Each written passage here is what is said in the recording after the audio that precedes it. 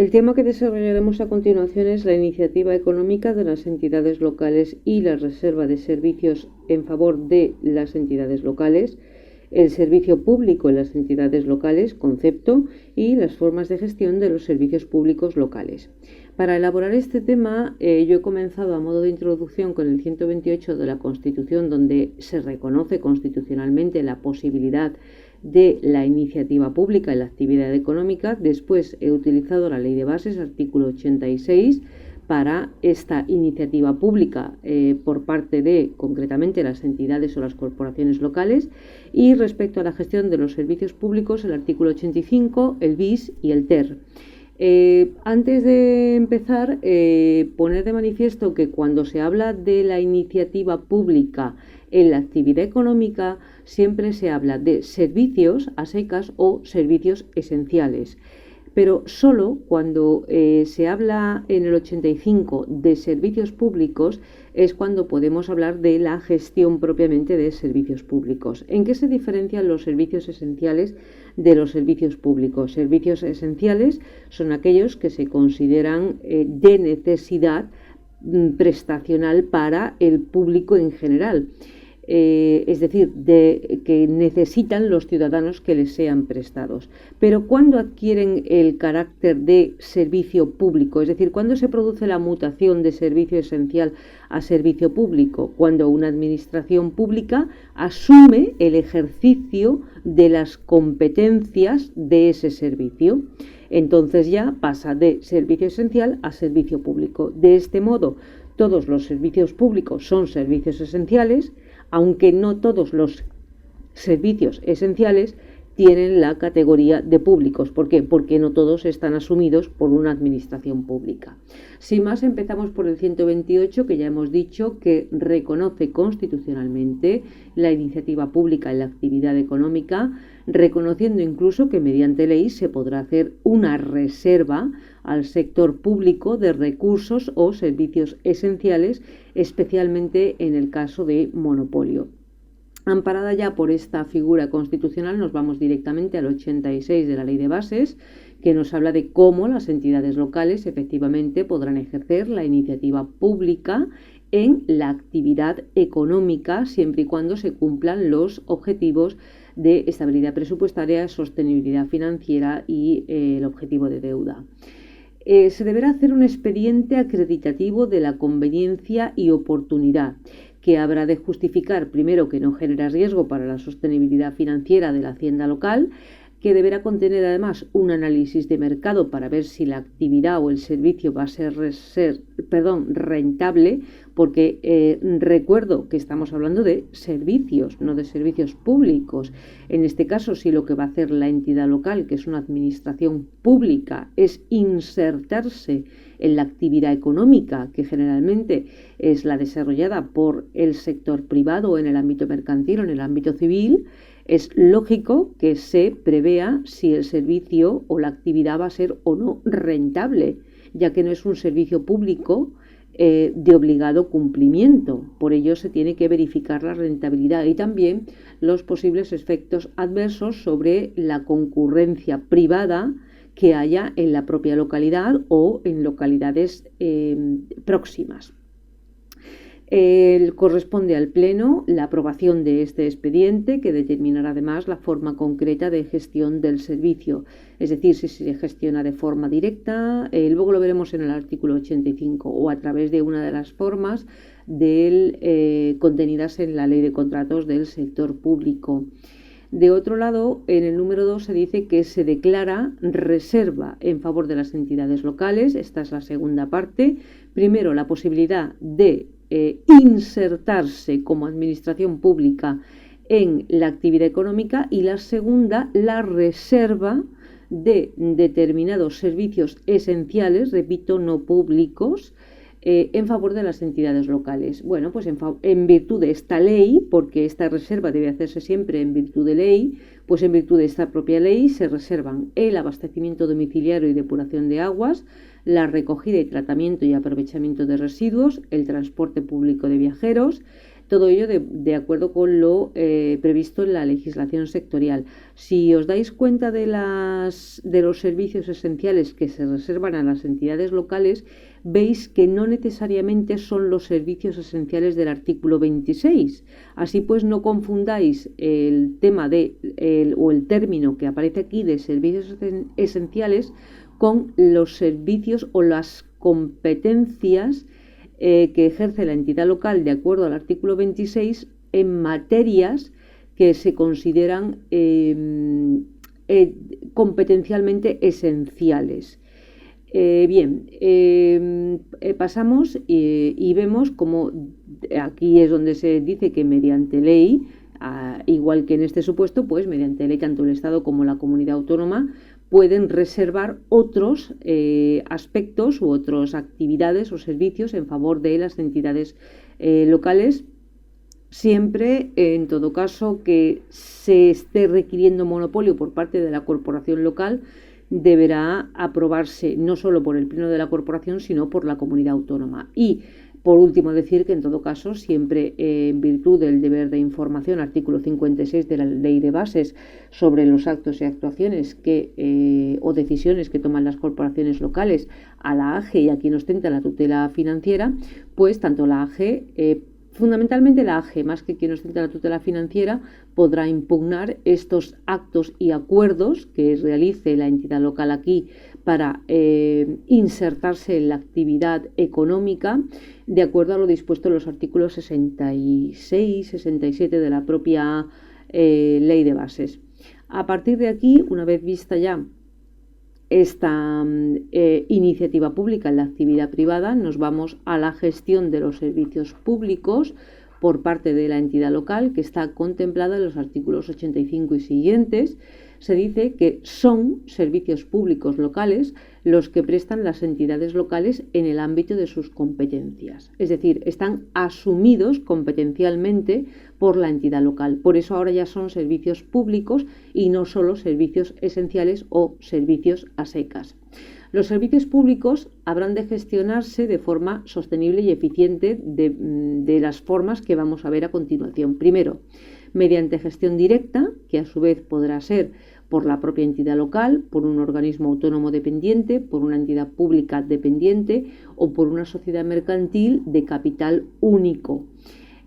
Solo se hará uso de las fórmulas T y D, es decir, de la entidad pública y de la sociedad mercantil, cuando quede acreditado que resultan más sostenibles que las fórmulas A y B. Generalmente siempre es más sostenible la gestión por la propia entidad o por un organismo autónomo, entre otras cosas porque la propia entidad lo gestiona con su personal, al que ya tiene contratado, lo gestiona puede que incluso en sus propias instalaciones o con sus propios medios, etcétera, etcétera. Además, deberá elevarse al Pleno para su aprobación, un expediente, una memoria justificativa, donde se incluirán los informes sobre el coste del servicio, así como el informe que se recabará del interventor, quien valorará la sostenibilidad financiera de la fórmula de gestión escogida por la entidad local.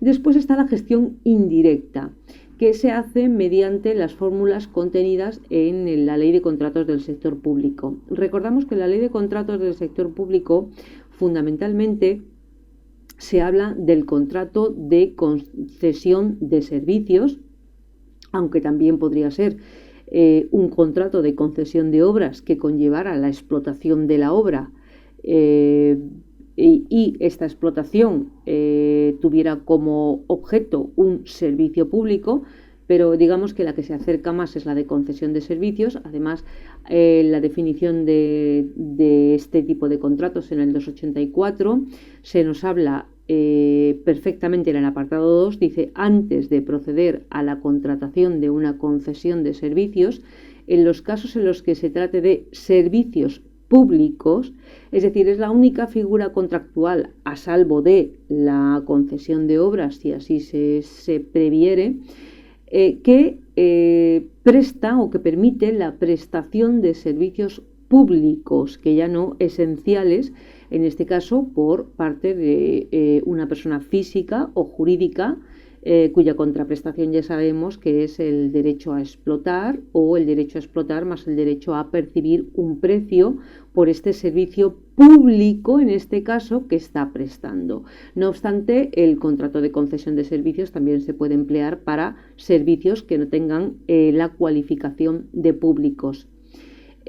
Pasando ya a... Bueno, antes de pasar de nuevo al artículo 85, me gustaría ver el 312, que es un contrato, yo siempre he dicho que es un contrato de concesión encubierto, pero sí es cierto que al hablar de las especialidades de los contratos de servicios que conllevan prestaciones directas a favor de la ciudadanía, en todos los epígrafes del artículo 312 se habla de servicios a secas. En ninguno de ellos se habla de servicios públicos. Es por ello por lo que estimo que el artículo 312 no es una fórmula válida para la gestión indirecta de los servicios públicos de las entidades locales. ¿Veis cómo habla de servicios? Aquí igualmente vuelvo a hablar de la contratación de un servicio. Aquí, bueno, pues se habla de los bienes afectos a los servicios, además de tener en cuenta que aquí no hay transferencia del riesgo operacional, pero eso es secundario. Volvemos pues al artículo 85, ya hemos pasado del 85, pasamos al bis, que nos habla de la gestión directa. Bien, esto se podrá hacer mediante, ya hemos dicho, la propia corporación local, los medios y el personal de la propia corporación local de forma directa o mediante organismos autónomos de acuerdo, creados, modificados y refundidos de acuerdo a lo dispuesto en la propia ley de bases y además en la ley 4015 que nos habla de los organismos autónomos. Se nos dice que su creación, modificación, refundición y supresión corresponde al Pleno, es decir, hay unas especialidades respecto de la ley 4015 que es para la AGE. Además, esos artículos creo recordar que está por el 80 y algo, el tema de los organismos autónomos está por el 80 y pico. Esos artículos no tienen carácter básico, porque la ley 4015, en virtud de lo dispuesto en la disposición adicional 14, disposición final 14, no toda ella tiene carácter básico y concretamente los organismos autónomos no tienen carácter básico. Así pues, se utiliza como base la ley 4015, pero con las siguientes especialidades, que la creación, modificación, refundición y supresión corresponde al Pleno, además que será quien apruebe los estatutos y deberán quedar adscritas necesariamente a una concejalía. El titular máximo podrá ser en principio un funcionario, aunque también se admite el caso de una persona que no tenga la condición de funcionario ni siquiera empleado público. Y en los municipios señalados en el título 10 se dice que tendrá consideración de órgano directivo. En los organismos autónomos locales debe existir un consejo rector. Este es el órgano, digamos, que dirige el organismo autónomo, mientras que las entidades públicas empresariales toma el nombre de Consejo de Administración. De otro lado, la determinación y modificación de las condiciones retributivas habrá de aprobarlas el Pleno o la Junta de Gobierno, según corresponda por el importe. Estarán sometidos a controles específicos sobre gastos de personal.